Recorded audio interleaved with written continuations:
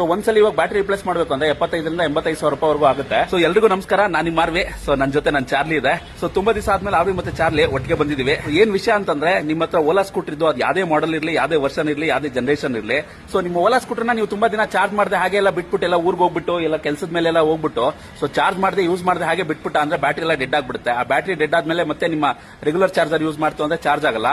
So ಅದಕ್ಕೋಸ್ಕರ ನೀವೇನ್ ಮಾಡ್ತೀರಾ, ಸರ್ವಿಸ್ ಸೆಂಟರ್ ತಗೊಂಡೋದಾಗ ಅವರು ನೀವು ಕರೆಕ್ಟ್ ಆಗಿ ಚಾರ್ಜ್ ಮಾಡಿಲ್ಲ ಅಂತ ಚೆಕ್ ಮಾಡ್ಬಿಟ್ಟು ಸೊ ನೀವು ಬ್ಯಾಟರಿನೇ ಹೋಗಿರುತ್ತೆ, ಬ್ಯಾಟರಿನೇ ಡೆಡ್ ಆಗಿರುತ್ತೆ, ಬ್ಯಾಟರಿನೇ ಚೇಂಜ್ ಮಾಡ್ಕೊಳ್ಳಿ ಅಂತ ಅಂತಾರೆ. ಸೊ ಈ ತರದ ಸಂದರ್ಭದಲ್ಲೆಲ್ಲ ಬ್ಯಾಟರಿ ಚೇಂಜ್ ಮಾಡೋ ಅವಶ್ಯಕತೆ 99% ಇರಲ್ಲ.